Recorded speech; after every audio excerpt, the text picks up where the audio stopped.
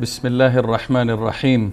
الحمد لله والصلاة والسلام على خیر خلق الله محمد ابن عبدالله و علی آله و صحبه و من والاه.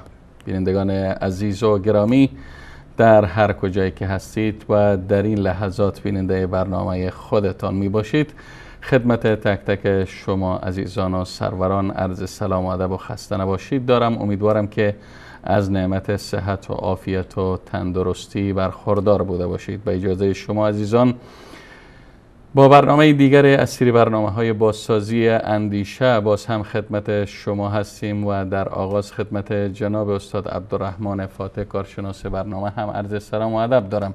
جناب استاد عبدالرحمن فاتح به برنامه خودتان خوش آمدید.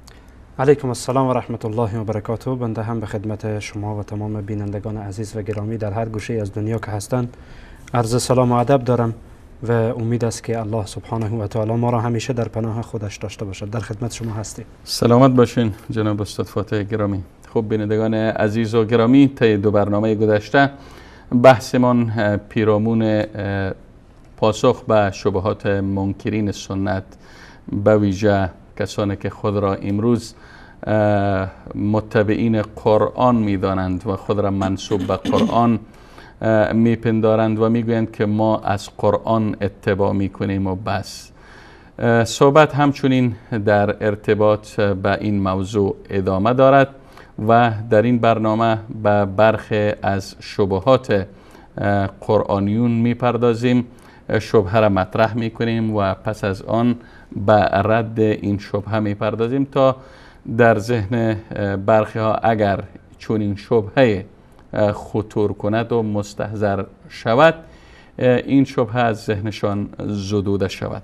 خب جناب استاد عبدالرحمن فاتح، ما البته خیلی یک اشاره کوتاه و سریع داشتیم به بحث تأخر تدوین سنت رسول الله صلی الله علیه و سلم در جلسه گذشته البته و شما هم پاسختان خیلی سریع بود و وعده نمودیم که در این برنامه قرار به این شد که در برنامه بعدی و صورت مفصل و مشرح به این شبهه پاسخ داده شود. خب شبهه از این قرار است که میگن سنت رسول الله صلی الله علیه و سلم واقعا، کسایی که البته این سوال من است یا شبهه من است، شبهه کسایی هستند که خود را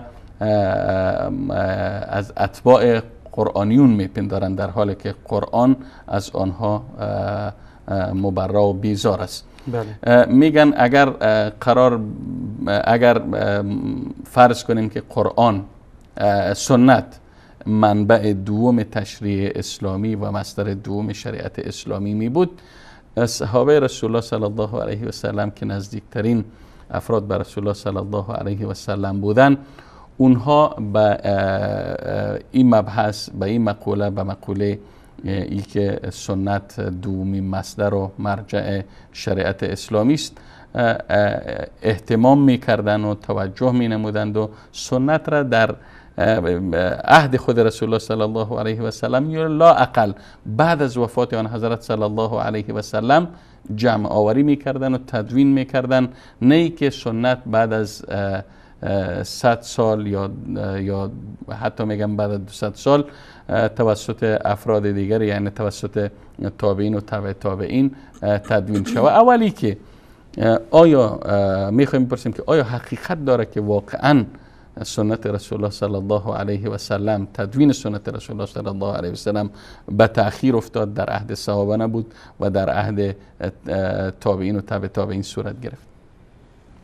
حقیقتا جناب استاد در این مورد یعنی باید گفت که بله این حرف حقیقت داره که تدوین سنت پیامبر علیه السلام به صورت یک کتاب مشخص یا بگین به صورت کلی در یک کتاب جمع بشه و در یک دیوان جمع بشه. درسته این در زمان عمر ابن عبدالعزیز رحمه الله جمع شد و عمر ابن عبدالعزیز رحمه الله دستور داد که احادیث پیامبر علیه السلام جمع کنین. برای ابی بکر ابن حزم گفت که ببین احادیث پیامبر علیه السلام جمع کنین که من میترسم که علما از بین برن و این احادیث از بین بره.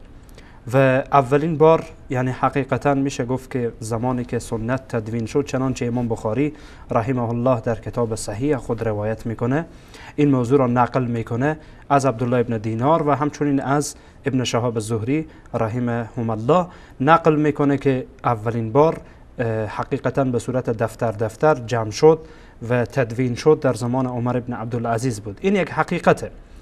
اما ای که شما سوالتان را اینگونه آغاز کردید که آیا حقیقتا این جمع‌آوری که بعد از 100 سال بگین یا 90 سال بعد از وفات رسول الله علیه السلام اتفاق میفته یا کم و بیش، این حقیقتا از مقام سنت میکاهه یا نمیکاهه؟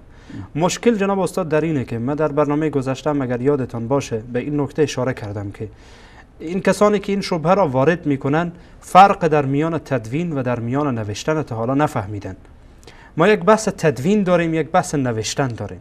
بحث کتابت یا نوشتن تا بحث تدوین با همدیگر متفاوته و فرق میکنه. خب میشه توضیح بدین؟ تدوین اینه که در اصطلاح عربی و شاید در زبان فارسی هم یعنی حقیقتا کسایی که کتاب فرهنگ دارن، قانونی اساسی تدوین شد مثلا، بله فرهنگ دارن، میتونن که مراجعه بکنن، اونجا میبینن که تدوین عبارت از اینه که چند چیزی که پراکنده اینها را در یک جا جمع بکنید.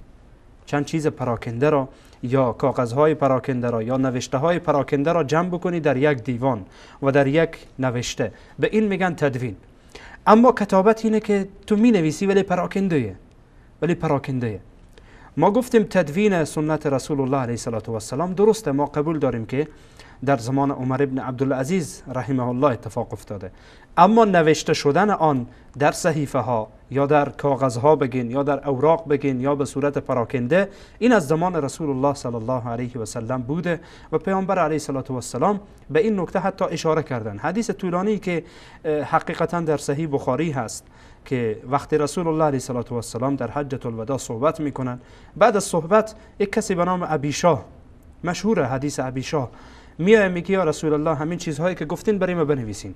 و پیامبر علیه السلام نوشته گفته هایی که گفته بودن در حجة الوداع می نویسن برای این فرد یمنی که به نام ابی شاه است و این نوشته را با خود میبرد. یعنی رسول الله علیه السلام نوشتن، پیامبر علیه السلام نوشتن و حقیقتا به دست ابی شاه دادن، در غیر آن نامه هایی که رسول الله علیه السلام می نوشتن که در ضمن آن که دعوت به سوی یعنی افراد بود، پیامبر علیه السلام بعضی از احکام برای بعضی از اصحاب در بعضی از مناطق بودن میفرستادن و ابی بکر صدیق رضی الله تعالی عنه هم همچنین این گونه بوده.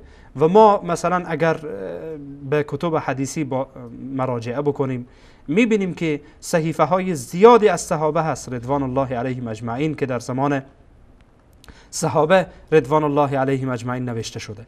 از جمله صحیفه ها میشه مثلا به صحیفه علی رضی الله تعالی عنه اشاره کرد که حقیقتا در مورد آن یک حدیثی هم وجود داره که علی رضی الله تعالی عنه به این مورد اشاره میکنه در مورد صحیفه علی رضی الله تعالی عنه. و همچنین آنچه که مثلا جابر ابن سموره رضی الله تعالی عنه بعضی از احادیث نوشت برای عامر ابن سعد ابن ابی وقاص فرستاد و همچنین زید ابن ارقم احادیث پیامبر علیه السلام را نوشت برای انس ابن مالک فرستاد که در مسند احمد آمده و او جابر ابن سموره که آنچه را که نوشت برای ابن ابی وقاص فرستاد این در مسلم آمده. و همچنین عبدالله ابن ابی اوفا روایات نوشت، احادیثی از رسول الله صلی الله علیه و سلم نوشت و آن را به عمر ابن عبیدالله فرستاد و به همین ترتیب حضرت ابوبکر صدیق رضی الله تعالی عنه احادیث زکات، احکام زکات مفصل هست در کتب حدیث موجوده که آن را نوشت برای معاذ بن جبل به یمن فرستاد و از این قبیل. یا صحیفه علی رضی الله عنه که اشاره کردیم که علی رضی الله تعالی عنه میگه که در نزد ما صحیفه پیامبر یا قول پیامبر علیه الصلاه و السلام، اقوال پیامبر علیه الصلاه و السلام وجود داره. اگر این نوشته نمیشد، یعنی این صحیفه از کجا میشد؟ این که کسی بیایه بگه که نوشتن احادیث از این زمان شروع شده، واقعا این نشانگر کم اطلاع داشتن این فرده، حقیقتا اطلاع درست نداره در مورد روایات و در مورد احادیث رسول الله صلی الله علیه و سلم. و حتی برخی از علما در این مورد کتب نوشتن، جناب استاد، کتب نوشتن که خاص در این مورد یعنی توجه کردن که احادیث رسول الله، مثلا کتب مصطلح یعنی در اکثر کتب مصطلح به خصوص کتب متقدمین، یعنی علمای متقدمین، این موضوع درک شده و این موضوع نوشته هست که از چی زمان نوشتن احادیث رسول الله علیه السلام شروع شده. از زمان پیامبر علیه السلام آمدن، زمان صحابه آمدن، زمان تابعین آمدن، تبع تابعین تا به این که به زمان عمر ابن عبدالعزیز ترسید که مبادا این پراکندگی هایی که در احادیث وجود داره، هر کس چند صحیفه از احادیث پیامبر در یک جای پیش خود داره، چند صفحه از احادیث رسول الله علیه السلام در پیش خود داره، مبادا اینها از بین بره و علما از بین برن، علما و محدثین از بین برن. بنابراین ترسید و این احادیث را دستور داد که جمع بکنین، همون نوشته شده ها را جمع بکنین. اما این که فردی بیه بگه که احادیث رسول الله علیه السلام در زمان عمر ابن عبدالعزیز یا 100 سال بعد از پیامبر علیه السلام یا چند صد سال بعد از پیامبر علیه السلام نوشته شده، این حقیقتا نشانگر اینه که این فرد اطلاع درستی در مورد احادیث و در مورد تاریخ سنت نبوی صلی الله علیه و سلم نداره. و الا که ما اشاره کردیم کتب یا به هر حال رساله هایی که اصحاب پیامبر علیه السلام هر کدام به جاهای مختلف فرستادن یا برای خودشان فرستادن، احیانا نیاز داشت یکی آن را نوشته برای برادر خود، برای صحابی دیگری آن را فرستاده و در آن احادیث رسول الله صلی الله علیه و سلم موجود بوده. پس بنابراین این شبهه جناب استاد هیچ نوع حقیقتی نداره، بلکه چنانچه از نامش هویدا یک شبهه و نمیتونه حقیقت داشته باشه. پس میتونیم بگیم که در صدر اسلام در عهد نبی صلی الله علیه و سلم نوشتن حدیث در زندگی خودشان آغاز شده و ما میدانیم که صحابه چون عبدالله ابن عباس و سعید ابن جبیر از جمله کتاب البته سنت محسوب میشن. پس نوشتن حدیث و نوشتن سنت رسول الله صلی الله علیه و سلم در حیات خود رسول الله صلی الله علیه و سلم آغاز شده بود و طبق که شما اشاره کردین به حضرت علی رضی الله عنه دستور دادن پیامبر صلی الله علیه و سلم که اکتبوا لابی شاه، که به ابی شاه بنویسین. اما برخی ها میگن رسول الله صلی الله علیه و سلم کسانی که شبهه را وارد میکنن میگن در جای دیگری، در روایت دیگری وجود داره که دستور دادن که آنچه را که من میگم ننویسین. جناب استاد این حقیقتا برمیگرده این شبهه به حدیثی که در صحیح مسلم موجوده از ابی سعید خدری رضی الله تعالی عنه، روایتی که میگه رسول الله علیه السلام گفتن لا تکتبوا عنی، از من چیزی ننویسید، و من کتب عنی غیر القرآن فلیمحو، هر کس غیر از قرآن کریم چیز دیگری نوشته، از زبان ما چیزی نوشته، او حذف کنه و او محو بکنه، نابود بکنه. خب اینجا سوال اینجا مطرح میشه که شما میگین حدیث صحیح هست، ابتدا ما میپرسیم که حدیث صحت داره؟ حدیث در صحیح مسلم آمده و بعداً ما در مورد صحبت میکنیم که صحت داره یا نداره. خب در مورد این حدیث شما میدانید جناب استاد که در باب احادیث پیامبر علیه السلام مثل که در قرآن کریم ناسخ و منسوخ وجود داره، در احادیث هم ناسخ و منسوخ وجود داره.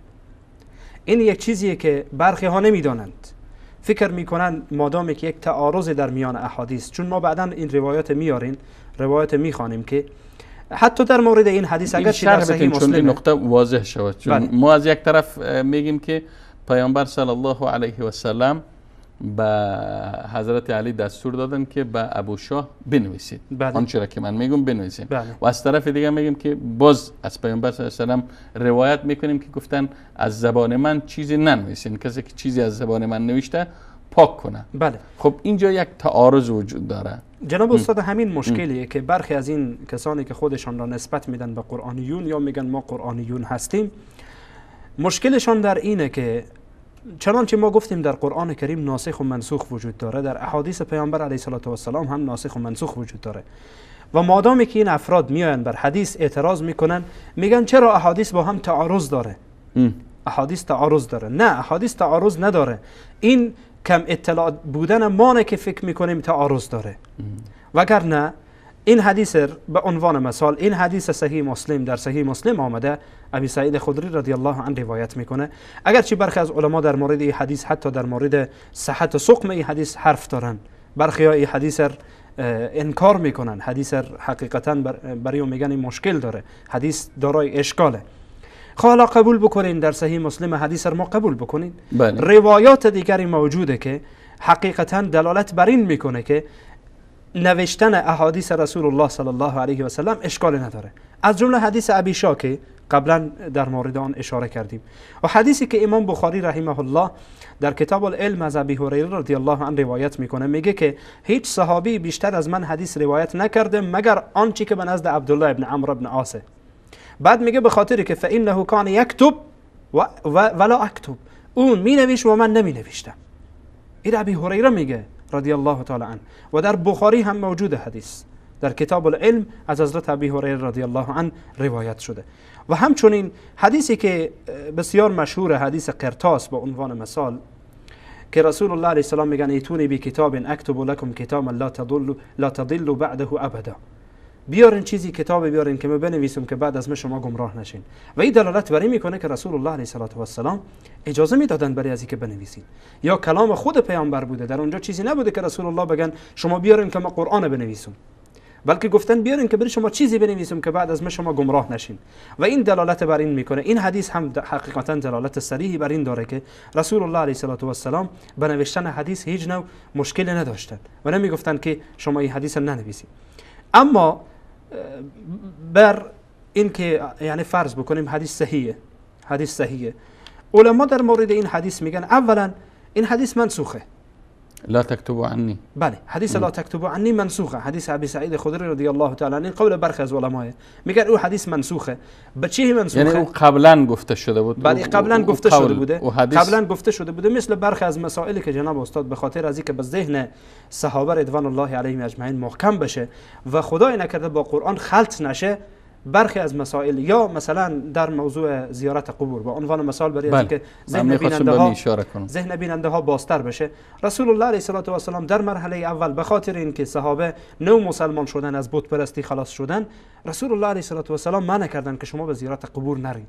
بعدن گفتن که نه، برین الان زیارت قبور بکنید. بعد از اینکه پیامبر علیه السلام دانستند که در ذهن اینها و در نهاد اینها و در رگ اینها توحید جا گرفته، اجازه دادن که برین که زیارت قبرستان بکنید. یعنی بین این دو حدیث ما نمیتونیم بگیم که بین اینا تعارض و تناقض و مغایره وجود نداره. این در مرحله اول بوده، این در مرحله دوم بوده و مثلی که در آیات قرآن کریم موجوده. در این حدیث هم جناب استاد در مرحله اول رسول الله علیه السلام وقتی میگن لا تکتبوا عنی، اگرچه برخیان میگن این مربوط خاص به عبدالله ابن عمرو، خاص برای از او بوده، ولی اگر این که به هر حال حساب بکنین که به صورت کلی بوده، در مرحله اول به خاطر اینکه مبادا با قرآن خلط بشه. اگر شما در ادامه حدیث توجه بکنید، رسول الله علیه السلام چی میگن؟ هر کس غیر از قرآن چیزی نوشته او را محو بکنه، به خاطر اینکه موضوع اینه که با قرآن خلط نشه، با قرآن کریم خلط نشه. چون رسول الله علیه السلام در میان صحابه رضوان الله علیهم اجمعین افرادی داشتن که اینها کاتبین وحی بودن، یعنی آیات قرآن کریم می نوشتن و رسول الله علیه السلام به اینها میگن که شما متوجه باشید که با قرآن خلط نشه. یعنی حرفی که من میزنم تا حرف قرآن باید بله اینها جدا باشه، چون در میان حدیث و در میان قرآن درسته که هر دو تا وحیه، در این شک نیست، هر دو تا وحیه، اما یکی وحی جلیه، یکی وحی خفیه. یعنی به این معنا که قرآن کریم لفظ و معنایش از جانب الله متعالی، ولی حدیث لفظ از زبان رسول الله صلی الله علیه و سلم ولی معنایش از جانب پیامبر، از جانب الله سبحانه و تعالی، ولی لفظ از زبان پیامبر علیه و سلم. پس نباید قرآن کریم که لفظ و معنایش از جانب الله با این که معنا از جانب الله و لفظ از جانب الله نیست مخلوط بشه. و شما میدانین که تفاوتی که در میان قرآن و در میان سنت هست، از جمله تفاوت‌هایی که اینه که قرآن کریم با خواندنش انسان به هر حال ثواب برای خودش دریافت میکنه، ولی در حدیث ثوابی نداره، چون لفظش از جانب الله سبحانه و تعالی نیست. پس بناهن این تفاوته. بناهن رسول الله علیه و سلم چی میگن؟ لا تکتبوا عنی، شما از من ننویسید آنچه را که غیر از قرآن نوشتید آن را محو کنید.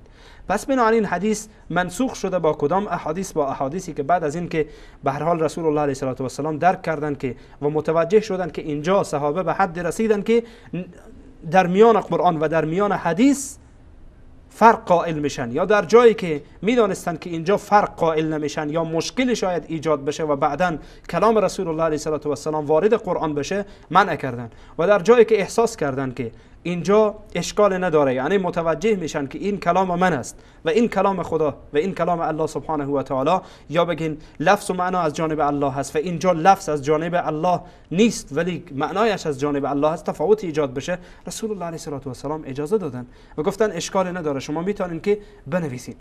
پس بنابراین این روایت جناب استاد یعنی حقیقتاً با روایات دیگر گفتیم رد میشه، و یا این که برخی از علما گفتن این حدیث منسوخ، میگن این حدیث منسوخ شده، و علما در این مورد حقیقتا جوابهای فراوانی دادن و بیشتر جواب بر همینه که یا این که بعضیا میگن منسوخ شده یا ترس از این بوده که با قرآن کریم خلط نشه. و همچنین روایاتی که عجیب جناب استاد از برخی صحابه هم یعنی نوشتن احادیث، از برخی از تابعین هم حتی نقل شده که منع کردن که شما احادیث ننویسید. و جالب اینه که از اکثر اینهایی که روایت شده که شما حدیث ننویسین، از همین ها باز روایت شده که شما حدیث بنویسین. مثلا به عنوان مثال از ابی هریره یک قولی آمده که ابی هریره رضی الله عنه میگه که شما ننویسین، ولی میبینین که در جای دیگه ابی هریره خودی میگه، چنانچه امام بخاری نقل میکنه، میگه که عبدالله ابن عمرو مینوشت و من نمینوشتم و او بیشتر از من نوشته و او بیشتر از من قید کرده احادیث، بیشتر از ما قید کرده و جمع کرده، ولی چون من نمی نوشتم بیشتر نتوانستم جمع بکنم. و این دلالت بر این داره که ابی هریره رضی الله عنه حقیقتا اشاره به این موضوع میکنه که عبدالله ابن عمرو می نوشته کار بد نمی کرده، کار اشتباهی نمی کرده، بلکه از او توصیف میکنه و او مدح میکنه و او ستایش میکنه. بنابراین جناب استاد در هر روایتی که ردی آمده یا هر فردی از این از صحابه رضوان الله علیهم اجمعین که روایتی آمده که رد کرده شما ننویسین، از همین باز مخالفش آمده.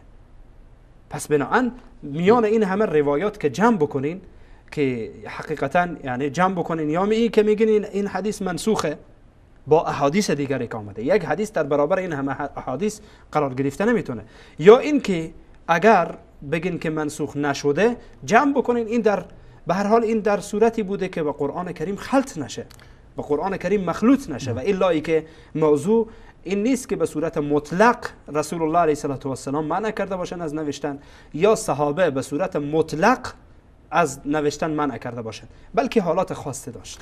پس از صحبت شما من برداشت کردم چنانه که افرادی که خود را منسوب به قرآن میدانند و مدعیان اتباع قرآن هستند، چنانه که در فهم قرآن دچار اشکالات هستند و قرآن را و آیات قرآن را به صورت قطع و برید باش تعامل میکنند. یعنی میاین فرضاً ما به سر فرض مثال، چون مثال مشهور مو آیت ولا تقربوا الصلاة، فرضاً میارن ولا تقربوا الصلاة چون قرآن گفته ولا تقربوا الصلاة، پس سیاق آیت نمیبینن، ما بعد و ما قبل آیت نمیبینن، میاین حکم میکنن. به همین ترتیب وقتی از سنت اطلاع ندارن، اطلاعات کافی ندارن، بس با سنت هم به صورت مجزا و به صورت گزینشی برخورد میکنن و تعامل میکنن. اگر استاد اجازه بدید، ما به اجازه شما و به اجازه بیننده های عزیز و گرامی میریم به سراغ یک میان برنامه. پس از دیدن این میان برنامه کوتاه ان شاء الله برمیگردیم و بحثمان را با هم دنبال خواهیم کرد.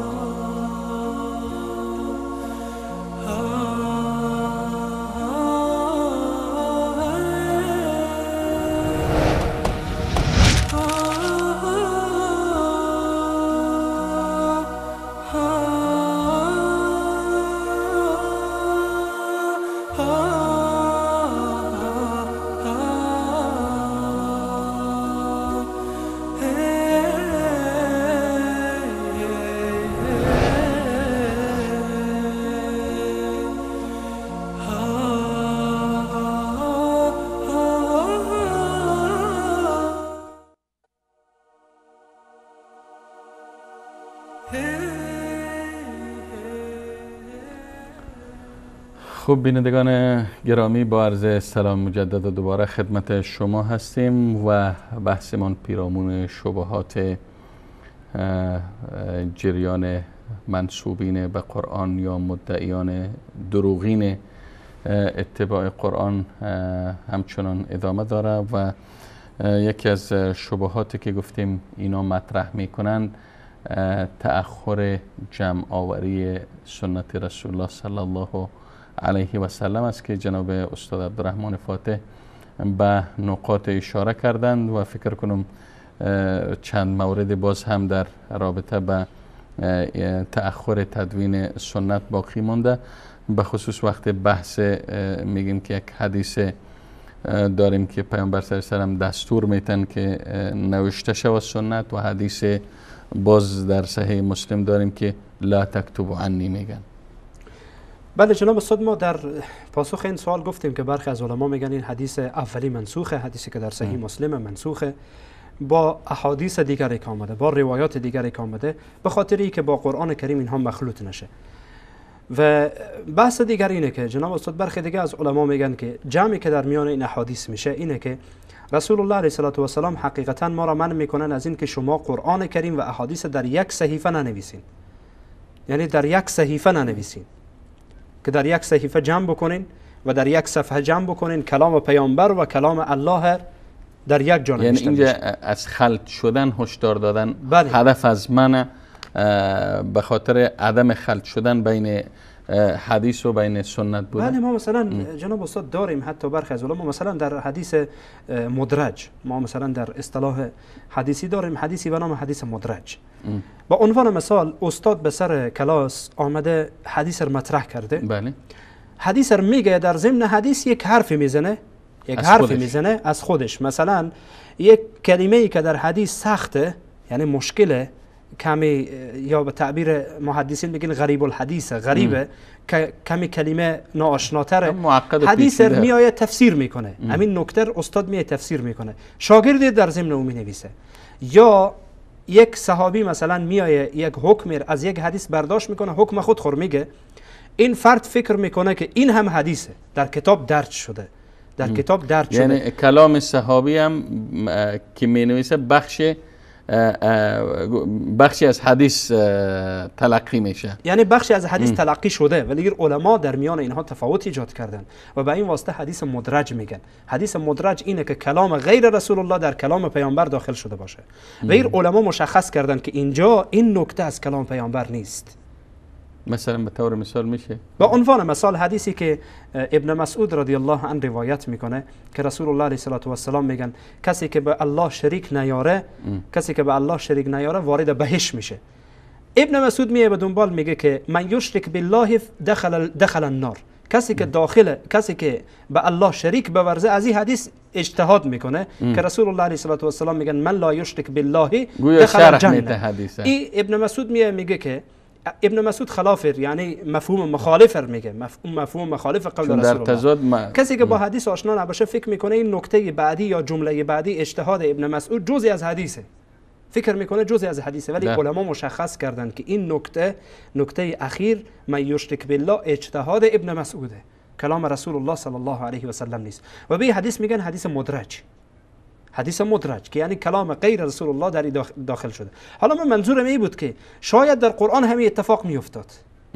در قرآن کریم هم اگر ممانعتی نمیشد این اتفاق میافتاد. یعنی کلام رسول الله علیه السلام و شاید کلام صحابی تفسیر صحابی وارد قرآن میشد، وارد قرآن میشد و مردم فکر میکردن این هم قرآن و به نیت ثواب میخواندن، به نیت پاداش میخواندن. چون ما گفتیم در تفاوت حدیث و در تفاوت قرآن که هر دو وحی است، یکی وحی خفی یکی وحی جلی، اما تفاوت دیگری که هست اینه که در خواندن قرآن کریم انسان پاداش برای خودش از الله میگیره، ولی در خواندن حدیث پاداشی نیست. در خواندن یعنی به شکل تبرکی بخوانین این گونه نیست، اگرچه در بعضی مروج در تعریف قرآن تعبد است. وقتی آیت قرآن خوانده میشه از باب عبادت است، از باب تبرک و از باب تعبد خوانده میشه. بله. و این حقیقتا قول برخی از علمایی که میگن وقتی رسول الله علیه السلام معنی کردن اگر که بگین حدیث منسوخ نیست، اگر بگین حدیث منسوخ نیست، به خاطر این بوده که مبادا قرآن کریم و سخن رسول الله علیه السلام و حدیث پیامبر در یک صحیفه جمع بشه. منظور ای بوده. و بعضی میگن به خاطر این بوده که چون شما میدانین جناب استاد کسی که آشنایی با اعراب داشته باشه، با عربها داشته باشه، یعنی عربهایی که در زمان رسول الله علیه السلام بودن، اینها در حافظه خود بسیار قوی بودن و اینها میترسیدن که مبادا اگر ما بنویسین از حفظ تکیه بکنین به این نوشته و این نوشته شاید از بین بره، اما به حافظه خود بسیار قوی بودن و دوست نداشتن که خودشان را تکیه بدن به نوشته و تکیه بدن به کتاب و به اینها و آنچه که در حافظه شان بود با آن تکیه میکردن. به خاطر این که مبادا یعنی اگر بعد از زمان رسول الله علیه السلام بیاین که چرا صحابه ننوشتن، چرا حتی برخی از تابعین ننوشتن، هدف همین بوده. ما روایاتی داریم که هنوز شاید در ذهن بعضی‌ها این شبهه موجود باشه که چرا صحابه خودشان اگر این مهم می بود و اگر سنت، البته به قول منسوبین به قرآن که اگر سنت منبع و مصدر دوم تشریع اسلامی می بود، چرا صحابه در عهد رسول الله صلی الله علیه و چرا جمع آوری نکردن تمام احادیث؟ این حقیقتا جناب استاد یعنی میشه از چند جهت این را پاسخ داد. جهت اول این که صحابه رضوان الله علیهم اجمعین پیامبر علیه السلام درک کردند، با پیامبر علیه السلام زندگی کردند و زندگی پیامبر علیه السلام و رفتار و گفتار پیامبر علیه السلام حداقل به صورت غالب در ذهن تک تک از صحابه رضوان الله علیهم اجمعین بود، یا به صورت کلی در میان همه صحابه وجود داشت. در میان همه صحابه وجود داشت. اما اینکه این افراد میان به عنوان مثال با این الفاظ بازی میکنن که گویا صحابه رضوان الله علیهم اجمعین مثل اینها به قرآن، به احادیث پیامبر علیه السلام توجه نداشتن، نخیر، این گونه نیست. ما روایات زیادی داریم که صحابه رضوان الله علیهم اجمعین حقیقتا با حدیث پیامبر علیه السلام زندگی میکردن، با گفته پیامبر علیه السلام زندگی میکردن. به عنوان مثال حدیثی که از ابوبکر صدیق رضی الله عنه وقتی که یک پیرزن میاه، یک جده یا مادر بزرگ میه از ابوبکر صدیق سوال میکنه که نوه ما فوت کرده، آیا از او برای من میراث میرسه یا نه؟ ابوبکر صدیق رضی الله عنه میگه من از سنت پیامبر در این مورد چیزی نمیدانم، یعنی نمیفهمم که این موضوع چگونه هست. و در مورد خیلی از صحابه این مورد یعنی حقیقتا آمده. این تنها در مورد ابوبکر صدیق نیست که حالا روافض دهان اینا باز چه که والله ابوبکر نمیفهمید اینجا.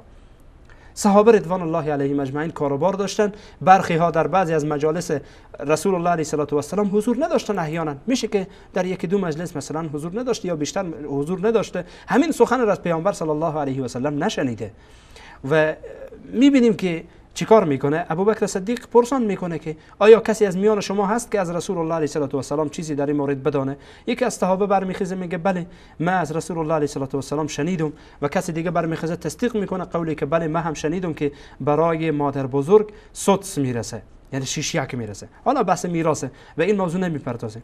المهم این که در اینجا ابوبکر صدیق به قول رسول الله علیه السلام و به سنت پیامبر علیه السلام چیکار میکنه؟ عمل میکنه.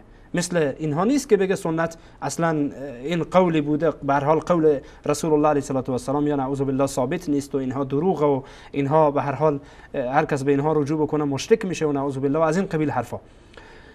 عمر رضی الله تعالی عنه شبیه همین اتفاق افتاد که وقتی حقیقتا در برابر سنت پیامبر علیه السلام زانو میزنه و سرخم میکنه.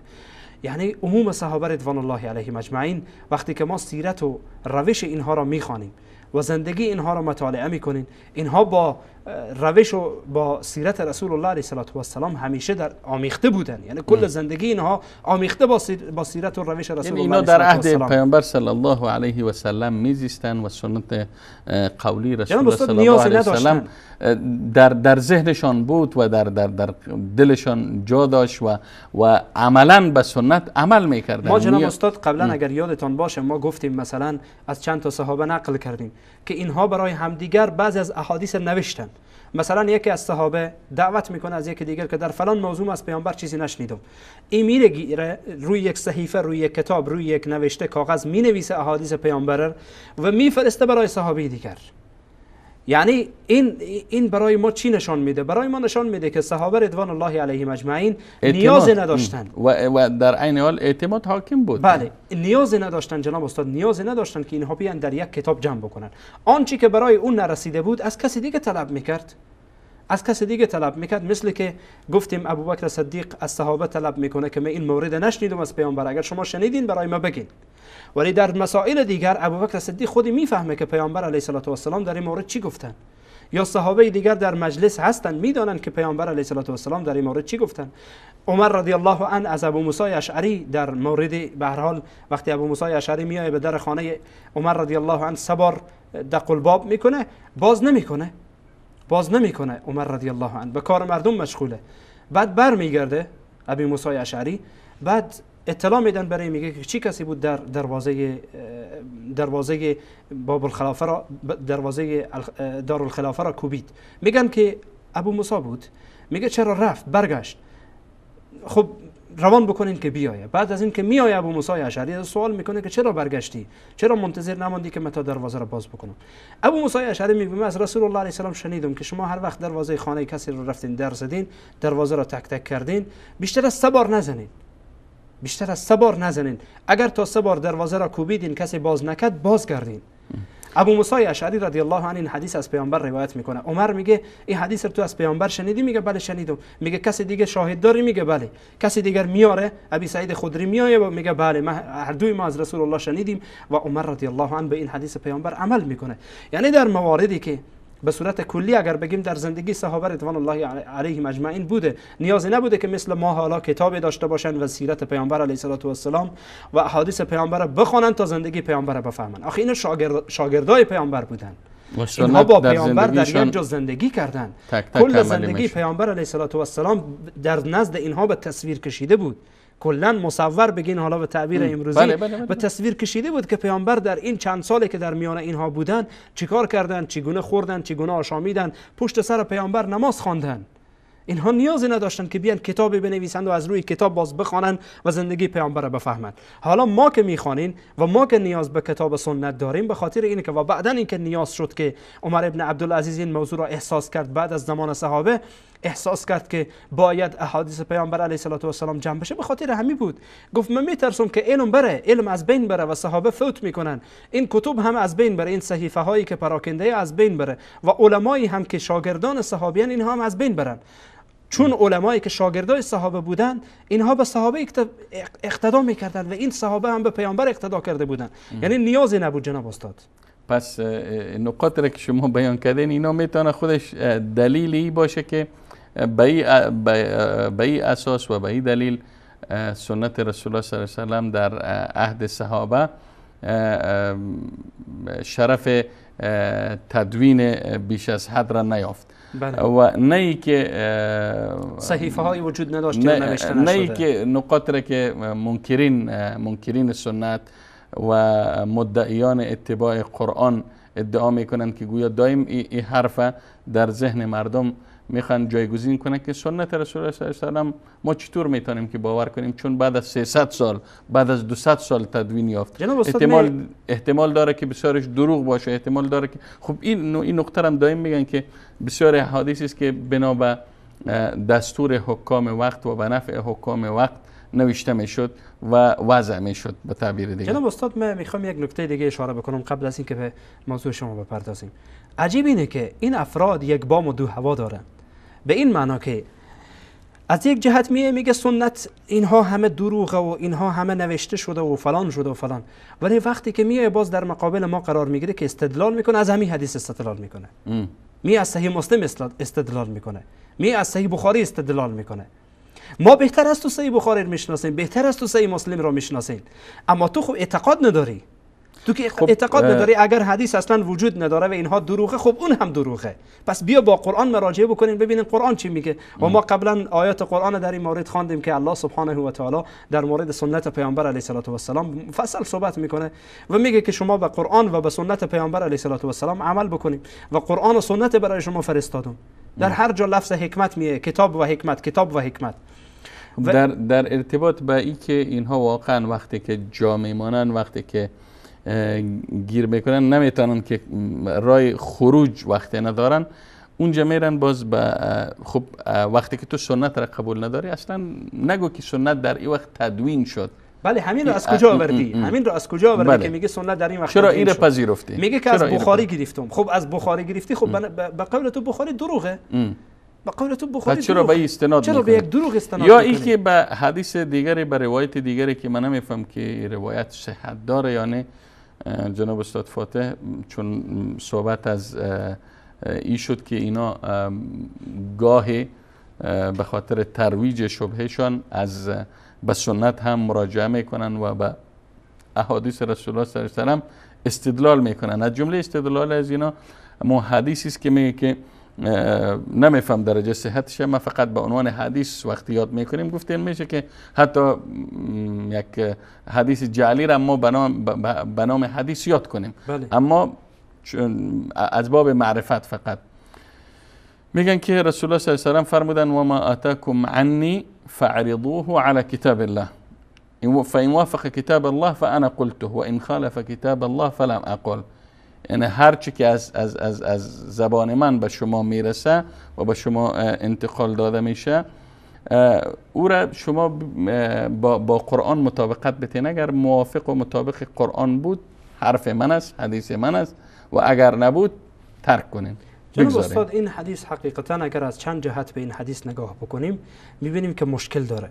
اولا مشکل خود حدیث ذاتاً مشکل داره، یعنی و همچنین تعارض داره با قرآن کریم. از جمله اشکالاتی که داره اینه که علامه ابن عبدالبر رحمه الله از عبدالرحمن ابن مهدی رحمه الله نقل میکنه که در مورد این حدیث میگه انما وضعوه از زنادقه و الخوارج. میگه حدیث وضع کردن، این حدیث دروغ بستن بر رسول الله علیه السلام زنادقه و خوارج. چون خوارج جناب استاد همین حرف را میزدن، میگفتن که ما حدیث قبول داریم که او را با قرآن سر میدین، اگر با قرآن موافق بود قبول میکنین، اگر نبود آن را قبول نمیکنین. این قول اولین کسانی که به این قول حرف زدن خوارج بودن. خب ما گفتیم که وقتی به اساس و ریشه مدعیان اتباع قرآن برمیگردیم، اصولشان برمیگرده به خوارج و متقدمینشان، به خلفشان. جناب استاد بعداً گفتیم که این حقیقتا اولا این از نظر حدیث که این مشکل داره و علمای حدیث این حدیث قبول ندارن. علمای حدیث این حدیث قبول ندارن به عنوان حدیث. بعد از آن به عنوان کلام رسول الله. بعد از آن این حدیث دقیقاً جناب استاد ببین این حدیث عرض میکنین به قرآن. این حدیث خودش مخالف قرآنه. خیلی خوب، بنا به همین استدلال شما و بنا به اصول شما که بنا به این حدیث گذاشتیم که هر حدیثی که موافق با قرآن نبود ما قبول نمیکنیم. خیلی خوب، ما همین حدیث را عرض میکنیم به قرآن، ببینید قرآن چی میگه. قرآن میگه نه، قرآن میگه نه ولو تقول علینا بعد الاقاویل لاخذنا منه بالیمین ثم لقطعنا منه الوتین. یه آیه را شرح کنیم. الله سبحانه و تعالی میگه اگر پیامبر چیزی را بر ما دروغ ببنده لاخذنا منه بالیمین ثم لقطعنا منه الوتین، رگ گردنش را میزنید. رگ گردن پیامبر میزنید. پیامبر حق نداره چیزی از پیش خود بگه برای مردم، بلکه باید موافق، وقتی میگن حدیث باید موافق با قرآن باشه، وقتی میگن حدیث باید تفسیر قرآن باشه. پیامبر حق نداره چیزی از پیش خود بگه. بعد از آن جناب استاد الله متعال میگه که و ما ينطق عن الهوى ان هو الا وحی یوحى. الله متعال میگه من یطع الرسول فقد اطاع الله. الله متعال میگه اطیع الله هم اطیع الرسول. اینها همین آیاتی که جناب استاد وقتی این حدیث به او عرض میکنیم، پیش میکنیم این حدیث رو به قرآن، میبینیم که مخالف با قرآنه. پس بنا به همین اصول خودشان، بنا به همین اصولی که حقیقتا اینها از این حدیث برداشت کردن، بیاین وقتی این رو با قرآن پیش بکنین، همین حدیث رو با قرآن پیش بکنین، میبینین مخالفه. حدیث مخالف با قرآن کریمه که شما اران چی که پیامبر علیه السلام میگه ببینید موافق با قرآن یا مخالف با قرآن. یعنی چی؟ پیامبر علیه السلام مگر مخالف با قرآن حرف میزنن؟ حدیث پیامبر وحی از جانب الله متعال. پیامبر چیزی از پیش خود حرف نمیزنه، بلکه آنچه را که پیامبر علیه السلام میگه از جانب الله سبحانه و تعالی است. و الله متعال ما تشویق میکنه که شما از اقوال پیامبر صلی الله علیه و سلم برداشت بکنین و بگیرین برای خودتان و با آن عمل کنین. و الله میگه لقد کان لکم فی رسول الله اسوه حسنه. در زندگی پیامبر علیه السلام برای شما اسوه حسنه و الگوی نیکوست. چگونه الله متعال سبحانه و تعالی، چگونه پیامبر علیه السلام بیان حرفی بزنن که مخالف با آیه قرآن کریم باشه؟ پس بنابراین جناب استاد این حدیث از نظر سندی هم مشکل داره و از نظر اصولی که خود این حدیث گذاشته وقتی آن را با قرآن کریم پیش میکنین میبینین که مخالف با قرآن کریم هست. اما قول دیگری که جناب استاد شما در قبل از اینکه سوال بکنین یک موضوع اشاره کردین که اینها میگن در میان حدیث ضعیف و حدیث دروغ و شاید دروغ باشه و شاید فلان باشه. این حرفا رو جناب استاد کسایی میزنن که چیزی از حدیث ندانند، یعنی خالی و ذهن باشند. وقتی شما در علم حدیث داخل میشین، زحمات علما رو در علم حدیث میبینین، این حرفها به پیش شما خیلی بچگانه و خیلی خنده‌دار معلوم میشه که چگونه یک نفر یه حرفی میزنه که شاید حدیث دروغ باشه، شاید حدیث فلان باشه. من تا حالا جناب استاد در همین برنامه چند بار نقل کردم که علمای خاص کتب الموضوعات نوشتن، کتب الموضوعات نوشتن، کتب سلسله ضعیفه و موضوعه نوشتن که احادیث ضعیف و احادیث دروغ جمع کردن. در صحت و سقم یک حدیث جناب استاد چنان زحمتی کشیدن که وقتی فرد اصطلاحات حدیث یا مصطلح حدیث یا اصول حدیث بخونه میفهمه، علوم حدیث آشنایی داشته باشه، از علم رجال چیزی بفهمه، از جرح و تعدیل چیزی بفهمه، از صحت حدیث، از شروطی که در حدیث صحیح، در شروطی که در حدیث صحیح علما گذاشتن اینها را بدانه، ابدا این حرف نمیزنه. و من باز هم جناب استاد تکرار میکنم که فردی که چون این حرفی میزنه این واقعا از الفبای حدیث چیزی نمیفهمه، از الفبای اصول حدیث هیچی نمیفهمه، حتی الفش را نمیفهمه، چی برسه به یاش. خب وقتی خودشون اونا اصلا میگن ما به حدیث باور نداریم. مشکل در همینه جناب استاد. میگن الناس عدو لما جهلون، مردم دشمن چیزی ان که نمیفهمن. مردم از یک طرف میگن ما به حدیث باورمند نیستیم و از جای دیگر در جایی که نیاز باشه، در جایی که به نفعشان باشه، باز میان از حدیث استدلال میکنن و تعبیر خودش میگه دروغه، باز همین دروغ باز استدلال میکنه، بعدن میای به روخ مسلمان ها میکشه. پس بنابراین جناب استاد این مقوله واقعا جالبه و واقعا برای من خیلی خوشاینده که میگن مردم دشمن چیزی هستند که او را نمیفهمند، در موردش جهل دارند. و این مردم دقیقاً این قول و این مقوله در مورد این افراد دقیقاً صادق میآید.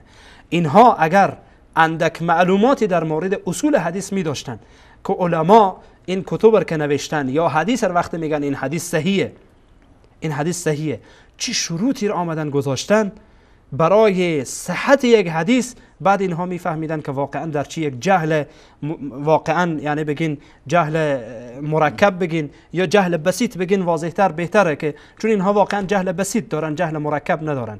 جهل مرکب اینه که فرد بفهمه و خودش را به نافهمی بزنه، اما اینها واقعا نمیفهمن. برخی اینها جهل مرکب هم دارن. وقت بارها این مقوله را مطرح میکنن که سنت بعد از 300 سال بعد 300 سال بعد جمع آوری شد، در حالی که خودشان هم میفهمن، خودشان هم مطالعه کردن که وقتی بگیم به دستور عمر ابن عبدالعزیز در اواخر ابتدای سال قرن دوم فکر کنم بود، بله. یعنی دقیقاً 100 سال، یک قرن بعد تدوین سنت آغاز میشه. اما باز هم میخوان به خورد مردم میره بتن 300 سال بعد. من میفهم که اگر شاید 50 سال بعد شاید به نسل‌های آینده بگن قرآن 1000 حدیث 1000 سال بعد تدوین شد. جناب استاد، من در برنامه گذشته هم اشاره کردم، یک بار دیگه هم اشاره میکنم، این افراد حقیقتا یک اصولی برای فکرشان ندارن جناب استاد.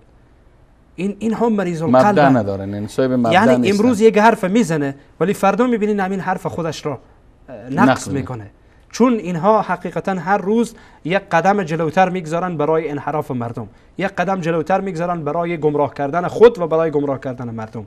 و دقیقا شما اگر تاریخچه این افراد بخوانید، حتی این کسانی که حالا با عنوان رهبران اینها بودن و مردند و یا کسانی که فعلا زنده اند، شما اگر از اول اینها بخوانید تا امروز میبینید که واقعا اینها هر روز یک فکر داشتن، هر روز اینها موافق با همان جامعه‌ای که در امروز زندگی میکنن خودشان را برابر میکنن به همان جامعه، خودشان را یعنی مثل حقیقتا مثل همان تقیه‌ای که روافض دارن، حقیقتا اینها هم شبیه همونها هستند. خب امروز یکی از استدلالایشان هم است که وقتی ما برخی از احادیث را میخوانیم، برخی از احادیث را یا حتی آیات را از او استدلال میکنیم در مقابل ملحدین، اونها نمیپذیرن یا با عقل جور نمیایه یا با عقل مطابقت نداره.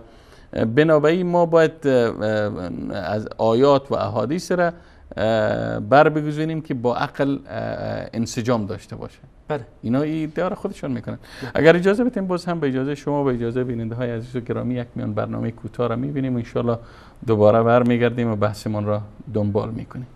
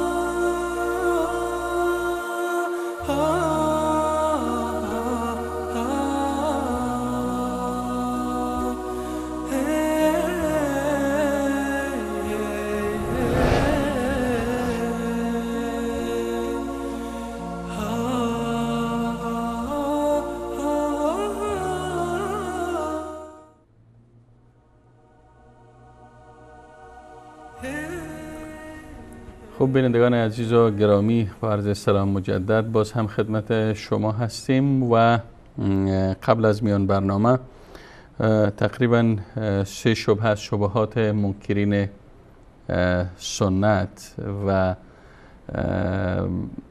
به تحدید کسایی که ادعا میکنن که از قرآن اتباع میکنن را مطرح کردیم و جناب استاد عبدالرحمن فاتح صحبت های داشتن در ارتباط.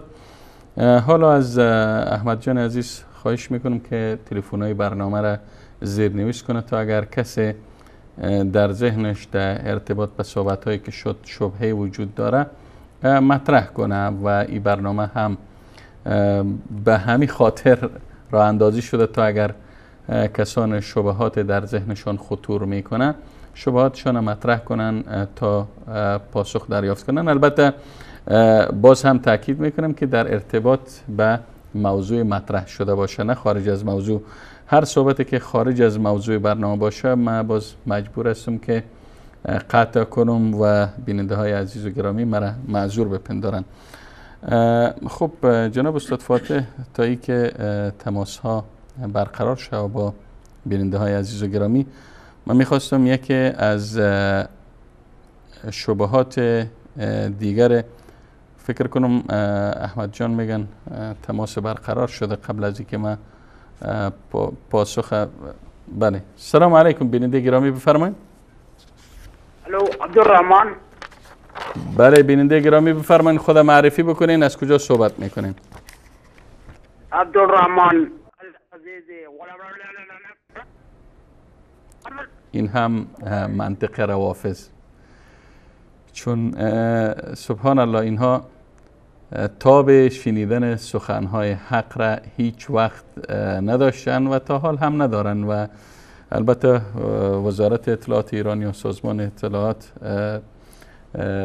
مزدبگیرهایی دارن که فقط به خاطر اخلالگری و ایجاد مشکل در برنامه‌های ما اینا فعالیت میکنن و مزدشان هم فکر کنم ساندیس بیش نباشه. خب میگیریم بیننده بعدی را. السلام علیکم. علیکم السلام و رحمت الله. بفرمایید بیننده گرامی، از کجا صحبت میکنین؟ خود معرفی کنین. احمد گفتم همین مسئله همین چه حدیث صحیح را چخیل بفهمیم، همین حدیث صحیح ضعیف موضوع همین را بفهمیم. درست است، سوال شما را گرفتیم. خب میریم سراغ بیننده بعدی. بفرمایید بیننده گرامی. خب فکر کنیم که تماس قطع شد جناب استاد فاتح گرامی. قبل از اینکه من شبهه قرآنیون شبهه دیگرش مطرح بکنم، چه بهتر جناب استاد که عده هستن مثل بیننده میگه من چی بفهم که حدیث صحیح هست یا ضعیف است؟ بله، در مورد حدیث صحیح و حدیث ضعیف حقیقتا چنانچه ما گفتیم اصولی برای شناخت حدیث صحیح علما مطرح کردند که حقیقتا این اصول میشه گفت که اصول بسیار اساسی و اصول بسیار مهمیه. از جمله این شروطی که برای صحت و سقم یک حدیث علما بیان میکنن، 5 شرط را برای صحت یک حدیث صحیح نقل میکنن. جناب استاد اگر اجازه بتین میگن تماسا برقرار شده، 5 شرط یادتان باشه فراموش نکنین. خب بیننده بعدی سلام علیکم. سلام علیکم. بفرمایید بیننده گرامی. من از جرمنی صحبت میکنم. دوباره بیننده گرامی دوباره خود معرفی بکنین خواهش میکنم. دوستای گرامی از اتاق کنترل صدا را بلند کنین.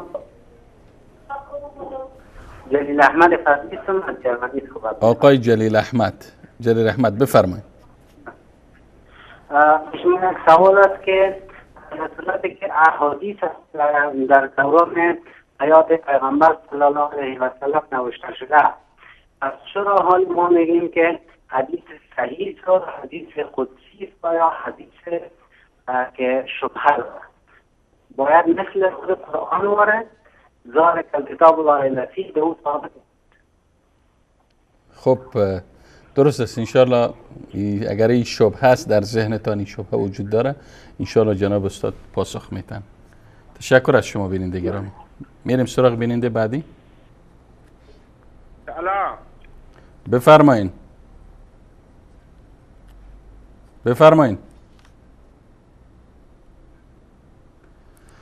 خب بیننده بعدی را وصل کنیم. بفرمایین. السلام علیکم. و علیکم السلام و رحمت الله. بفرمایین خود معرفی بکنین، از کجا صحبت میکنین؟ از افغانستان تماس گرفتیم. از دولت جازیان. بفرمایین. ما تلویزیونایی که الان تقریبا بعض تلویزیونای دیگر را میبینیم، یعنی بسیار زین و خصوص که ما میگیم در همین سلام و قرآن پیغمبر حضرت محمد صلی الله علیه و سلم کردار خصلت پیش بر صدایتان بیننده گرامی صدایتان قطع و وصل میشه. اگر دوباره این سوالتان مطرح کنین آهسته آهسته، چون اندک تیز صحبت میکنین. بفرمایید. من گفتیم از کلام خداوند پیغمبرم در قرآن شریف هم دوم که حدیث پیغمبر حضرت محمد صلی الله علیه و سلم پیغمبر بعضی پیش شافعی مالکی تا از راه کمی کلش بگذاریم تو پیش میبینیم تلویزیون کل جان و سر کار و دیگه تا یک راه دیگه میبرم. خدا این نداره، اما تفسیر میکنم از عربی شیرون نتر پرسی میکنم. درست است. انشالله که من سوالتان گرفته باشم. درست است بیننده عزیز و گرامی. من تا حد داره انشالله. خب بیننده بعدی سلام علیکم. الو. بفرمایید. خدا معرفی کنین. اسماعیل حقیقی هستم. اسماعیلی حقیقی. خب بفرمایید آقا اسماعیل. حال شما خوب هستین؟ لطف الله. حقیقی. خب بفرمایید بیننده گرامی، شما رو شناختیم، نامتان گرفتیم. بفرمایید سوالی اگر داریم. من سوالی نداشتم، میخواستم از این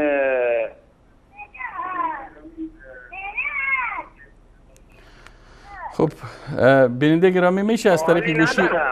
خب سوالی که ندارین. میخواستم از این آخوندهای چیز تعریف کنم. بابا این آخوندهای وحشی کاری میکنم که دور از انتظاره. کدام آخونده؟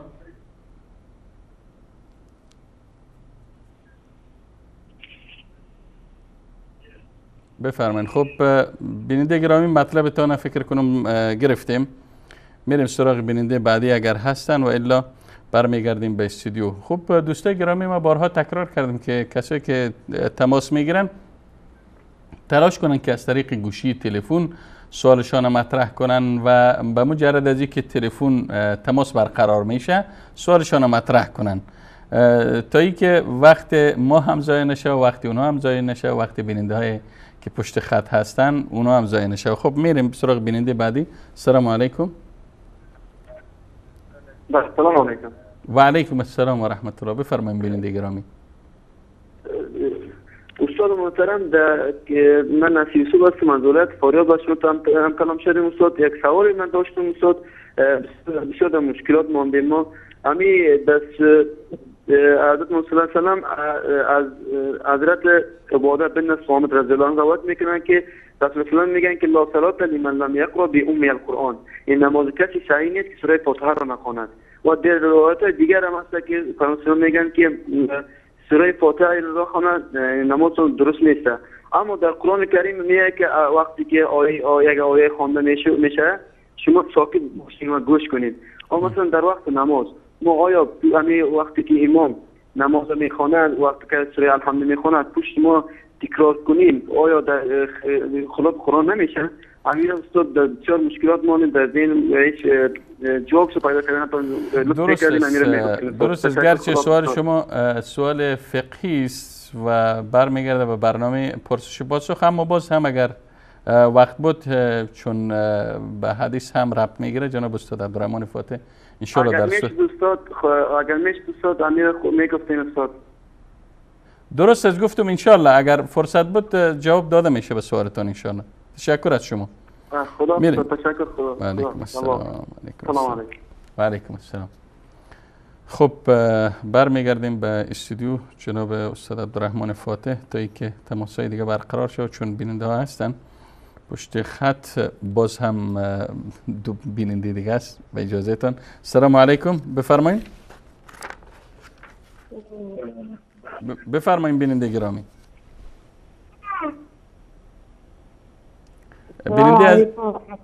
و علیکم السلام. تلاش کنید که از طریق گوشی تلفن با ما در تماس باشید.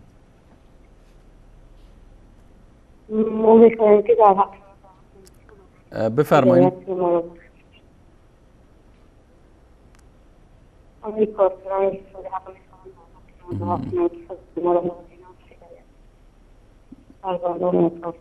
بیننده گرامی ما صدایتان مشخص نیست. ما خب هیچ نمیفهم که چون قطع وصل میشه یا تلفنتان مشکل داره. اگر میشه دوباره تماس بگیرین.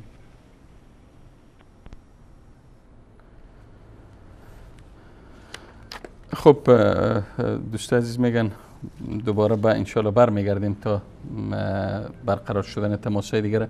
جناب استاد در ارتباط به حدیث صحیح و ضعیف گفتین ما 5 شرط داریم. گرچه تماس هست اما تماس میگذارم. در مورد حدیث صحیح جناب استاد علما 5 شرط مطرح میکنن که مادامی که این 5 شرط وجود داشت حدیث صحیحه، در غیر آن حدیث صحیح نمیتونه باشه. و این 5 شرط اینه که اول تعریف حدیث صحیح بگم که حدیث صحیح اینه که با اتصال سند فرد عادل و ضابطی از فرد عادل و ضابط حدیث از اول تا آخر نقل بکنه. از اول سند تا آخر سند به همین ترتیب باشه.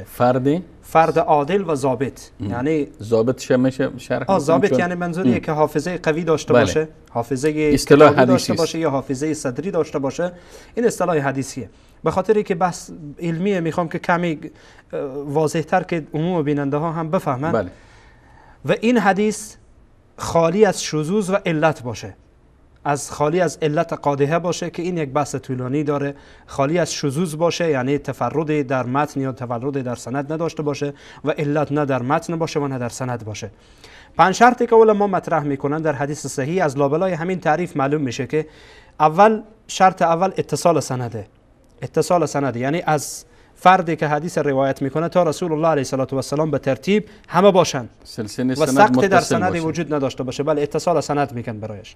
فردی که روایت میکنه عادل باشه و در عادل باز شروط خاصی مطرح میکنن که این بحث بسیار طولانیه که عزیزانی که خواسته باشن میتونن به کتب مصطلح حدیث حتی به زبان فارسی هم ترجمه شده میتونن که مراجعه بکنن، چون اگه خواسته باشین به این بحث داخل بشین شاید یکی دو برنامه حداقل در این مورد صحبت کنین. و بحث دیگر بحث ضبط، و کسی که روایت میکنه حافظه قوی داشته باشه یا حافظه به هر حال حد اکثر داشته باشه که باز درجه پایینتر می حدیث حسن میشه و حدیث صحیح میشه. و این حدیث یعنی هم متن حدیث و هم سند حدیث خالی از علت باشه، علت قادحه، علتی که حدیث مریض بکنه، علت عبارت از همان مرضه یا عبارت از چیزی که حدیث خراب بکنه. و همچنین متن و سند خالی از شذوذ باشه، خالی از شذوذ یا تفرد باشه که این هم یک بحث علمی هست یا بحثی است که در اصطلاح حدیث یا در مصطلحات حدیث برمیگرده. این 5 شرط مادامی که در حدیث باشه حدیث صحیح است. اما اگر این 5 شرط نباشه حدیث صحیح حدیث از درجهش میفته. اما یکی از بیننده ها اشاره کردن که اگر در زمان پیامبر نوشته شده پس چرا ما حدیث صحیح داریم، حدیث قدسی داریم و حدیث صحیح داریم؟ اولا در مورد این که دو تا جمع کردیم حقیقتا ما در میان ترتیب بودن از جرمنی بله ترتیب احادیث رو وقتی ما مطرح میکنیم احادیث تقسیم میکنیم. یک تقسیم از باب ترتیب احادیث هست، یک تقسیم از باب قبول و رد احادیث هست. این تفاوت میان اینها. وقتی ما از میان احادیث رو وقتی میگن صحیح، قدسی میتونه صحیح باشه، میتونه ضعیف باشه. پس این دلالت بر این نمیکنه که حدیث قدسی غیر از حدیث صحیح باشه. حدیث قدسی گفتیم میتونه صحیح باشه، میتونه ضعیف باشه. فقط نظر به این که انتهای سند حدیث به کی میرسه حدیث فرق میکنه. اگر انتهایش به رسول الله علیه السلام برسه حدیث مرفوع میشه. اگر انتهایش یعنی نسبتش به الله متعال سبحانه و تعالی باشه حدیث قدسی میشه. انتهای سندش به صحابی باشه حدیث موقوف میشه. انتهای سندش به تابعی باشه مقطوع میشه. این از نظر ترتیبه، از نظر ترتیبه. و جناب استاد حقیقتا این که حدیث صحیح یا حدیث ضعیف اگر در زمان رسول الله علیه السلام بوده، پس چرا حدیث صحیح شده؟ به خاطر که در طول قرون افرادی آمدن که دروغ بستن و علما زحمت کشیدن و بنا به این اصولی که گذاشتن مشخص کردن که این کلام رسول الله نیست، این کلام رسول الله نیست. پس این حقیقتا نشانگر اینه که این حدیث خیلی دقت بر آن صورت گرفته که گفته شده این حدیث اجازه بدیم باز هم چون بیننده پشت خط هستن. بفرمایید بیننده عزیز. السلام علیکم. السلام علیکم و رحمت الله و برکاته. و علیکم السلام و رحمت الله و برکاته. خواهر گرامی بفرمایید. وصال حق؟ بله وصال حق برنامه بازسازی اندیشه. بفرمایید.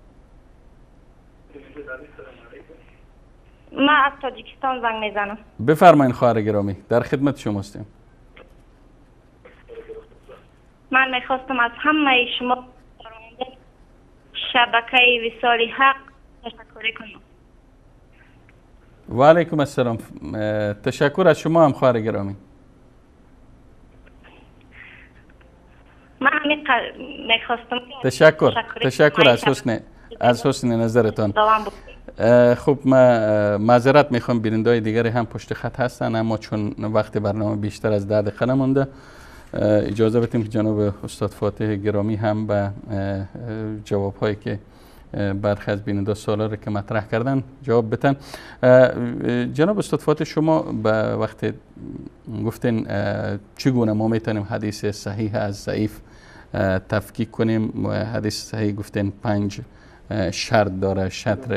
شرط اول اتصال سند گفتین و ای که راوی اتصال سند از کسی که روایت میکنه تا به رسول الله متصل باشه، عادل باشه گفتین، ضبط حافظه داشته باشه، ضابط باشه یعنی صاحب حافظه قوی باشه و همچنین خالی بودن متن و سند از علت باشه گفتین و خالی بودن متن و سند از شذوذ که البته برمیگرده به مباحث مصطلح الحدیث که نمیشه در اینجا ما مفصل روش صحبت کنیم.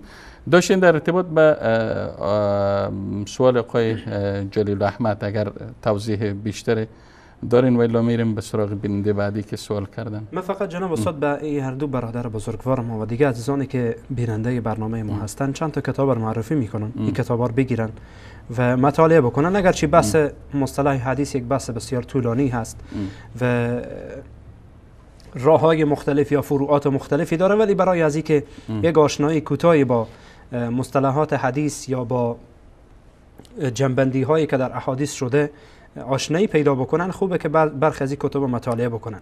یا چون بیشتر این کتب علمی هست جناب استاد و فرد نمیتونه یعنی با مطالعه فارسی اینها را متوجه بشه، ولی با آن هم به چند تا کتاب اشاره میکنم.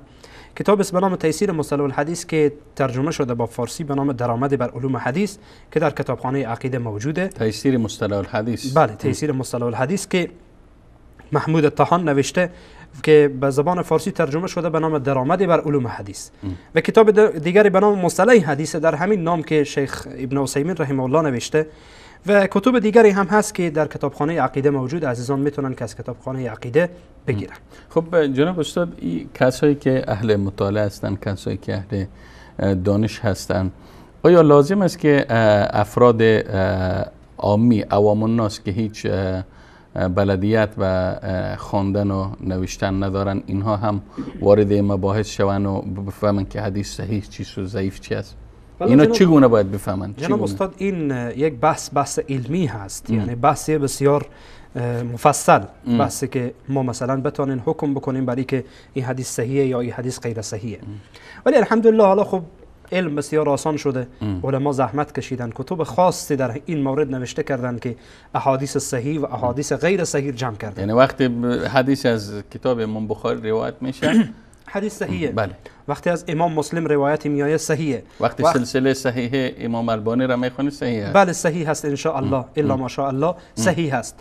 یا برخی از کتبی که مثلا خاص نوشته شده در احادیث دروغ، مثل که موضوعات ابن جوزی که داستان اگیات شما باشه در برنامه گذشته اشاره کردیم، یا موضوعات مولا علی قاری، اگرچه اینها هم به هر حال یعنی قابل انتقاد هست در برخی از مسائلش، ولی علما زحمت کشیدن احادیث صحیح و احادیث غیر صحیح الحمدلله جمع کردن و مشخصه. ولی که فرد بیا حکم بکنه بر یک حدیث بنا به این شروط که این حدیث صحیحه یا این حدیث غیر صحیحه، این برمیگرده به اینکه یک فرد باید در این مورد تمرین بیابه، در این مورد درس بخونه، بفهمه، کتب خاص در این مورد مطالعه کنه تا اینکه بدانه که بتونه که حکم بکنه که این حدیث صحیحه یا این حدیث غیر صحیحه. اگر استاد اجازه بدید من یک میان برنامه کوتاه را میگیرم تا شما یک بینندگان عزیز و گرامی یک میان برنامه خیلی کوتاه را با هم میبینیم و ان شاء الله برمیگردیم.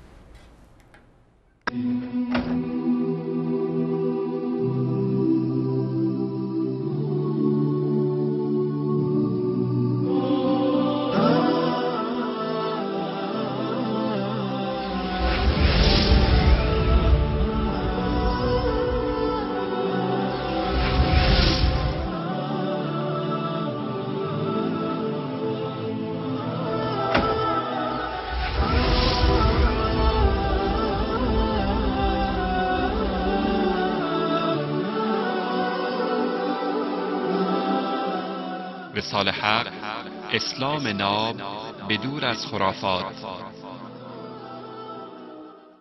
لقد رضي الله عن المؤمنين إذ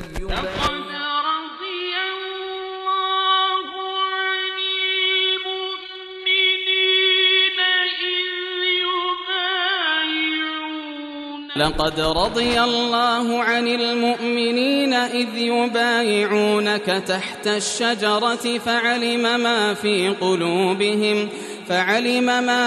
قلوبهم فأنزل السكينة عليهم وأثابهم فتحا قريبا. به یقین الله از مؤمنان که در زیر درخت با تو بیعت کردند راضی شده است. او از آنچه در دلهایشان می‌گذشت آگاه بود. پس آرامش را بر آنان نازل کرد و پیروزی نزدیکی به آنان پاداش داد.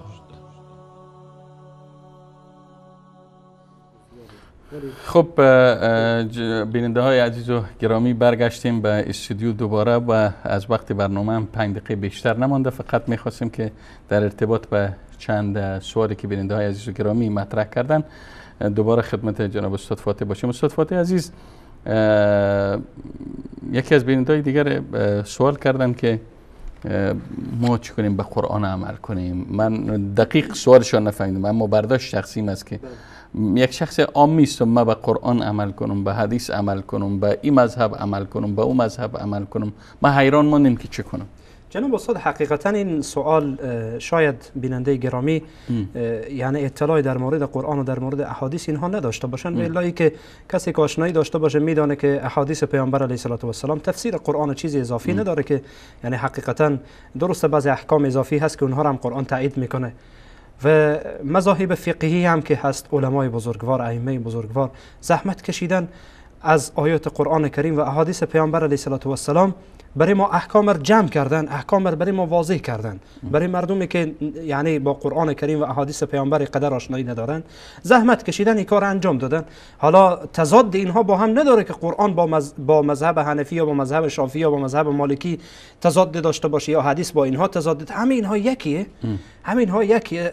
علما مثل امام شافعی، مثل امام احمد، مثل امام ابو حنیفه، مثل امام مالک رحمت الله علیهم اجمعین، همه اینها زحمت کشیدن از لابلای آیات قرآن کریم و احادیث پیامبر احکام استنباط کردن. چیز اینها اضافی نیاوردن که از پیش خود اضافی. حتی این بیچاره ها هر کدام اینها مثل امام ابو حنیفه، مثل امام شافعی، اینها میگن اذا صح الحديث فهو مذهبی. هرگاه حدیثی به صحت رسیده و مذهب مانه. هرگاه شما قول دیدین که خلاف کتاب الله و سنت پیامبر، بزنین به دیوار بزنین، حتی قول ما باشه. امام ابو حنیفه میگه، امام شافعی میگه، امام احمد میگه، امام مالک میگه، هر کدوم از اینها. بس بنابراین برادر عزیز، این حقیقتا تحیری که شما احساس میکنین که واقعا در یک چند راه قرار گرفتین، این چند راه نیست، یک راهه. فقط خودتون بر سر خود یعنی دارید کسی که تابع مذهب حنفی است تابع باشه. بله، تکلف برای خود ایجاد میکنید، مگر اینکه برای شما قولی برسه که به هر حال بفهمین که این صحیح تره، برین از اون عمل بکنید. این بحثی که یعنی انسان در چند راهی قرار نمیده جناب استاد. بیننده بعدی جناب استاد بحث چیز لا صلاة لمن لم يقرأ بفاتحة الكتاب، این حدیث اشاره کردن و در عین حال گفتن و اذا قرئ القرآن فاستمعوا له. در نماز وقتی در فکر کنم هدفشون نمازهای جهریه باشه، ما چطور میتونم که بین امامی که در حال تلاوت قرآن است بین او و بینی که من خودم بخوانم جمع کنم؟ جناب استاد، حقیقتا در این مورد اختلافی است در میان فقها، در میان فقهای امت اسلامی مثل امام ابو حنیفه، امام شافعی، امام مالک، امام احمد حنبل. هر کدوم از اینا اقوال جدایی دارن، اما کسایی که به هر حال بدون ذکر نام، کسایی که میگن این آیه تضاد با اون حدیث داره و اون حدیث رو منسوخ میکنه، چون احیانا هست در میان احادیث. ولی اگر یعنی استاد به صورت کلی فکر بکنین، حدیث این آیه قرآن کریم الله متعال سبحانه و تعالی میگه که اذا قرئ القرآن فاستمعوا له وانصتوا لعلكم ترحمون و انصتوا، میگه این آیه قرآن کریم به صورت عام آمده، اما این حدیث مورد خاص میکنه.